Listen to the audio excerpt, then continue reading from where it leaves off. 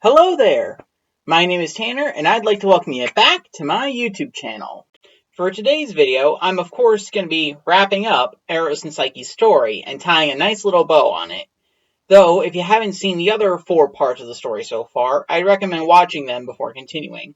I'll put a link up in the cards and in the description down below. So without further delay, here is the finale of my interpretation of the story of Eros and Psyche. Enjoy! Aphrodite led Psyche to the entrance of a deep, dark cave. "This cave is one of the entrances to the Underworld," she said. "I want you to petition Persephone to give me a box of her beauty, as I've lost some of mine while taking care of my son.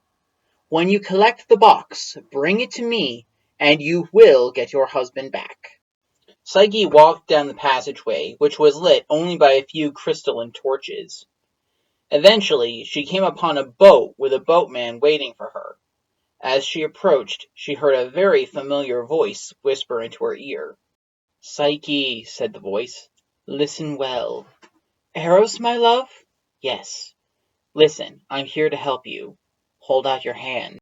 Psyche did so, and in her hand there appeared 2 small coins and 2 small barley cakes. "What do I do with these, my love?" "The coins are for Charon, the ferryman," Eros told her. "One to get you to the entrance, and one to lead you back out. The barley cakes are for Cerberus, the 3-headed guard dog. Throw him one to distract him on the way to the palace, and then the other in order to distract him on your way back." "Thank you, my love," Psyche said. She followed his instructions, starting with giving Charon the first of the gold coins, and then, as she passed Cerberus, she threw him one of the barley cakes to distract him. Before she knew it, there she was, in Hades' throne room, with him sitting on his throne.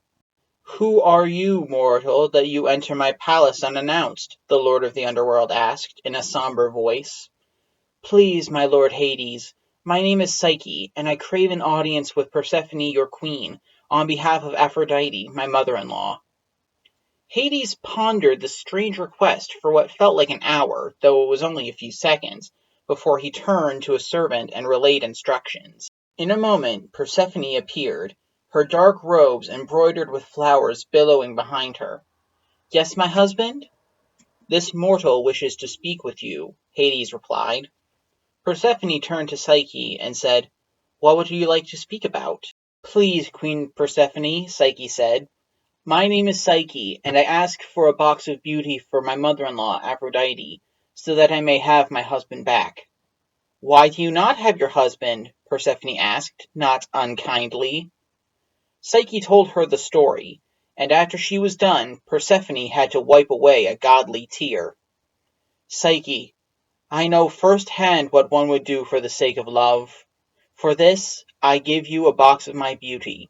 But be warned, only Aphrodite is to look at it, for it is not for mortal eyes."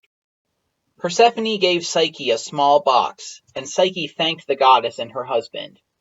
Eventually, she made her way out of the underworld and set off for Aphrodite's temple. She was halfway there when a thought suddenly struck her. "What if Eros no longer wants me? After all, I must look terrible after all the time working for Aphrodite. Surely she won't mind if I just took a little bit of this beauty for myself, just enough to make me beautiful again." With that, Psyche opened a box, just a tiny crack, but that was enough. Oh, horror of horrors! It wasn't beauty in the box, it was a death-like sleep. As soon as she opened the box, Psyche collapsed onto the road and fell into a deep, deep sleep. Up on Olympus, Eros felt as if something was wrong. He immediately got up and flew from Olympus and found Psyche, laying there asleep, her life force ebbing away. He knew he had to do something, so he took her gently in his arms and flew her into the Olympian throne room.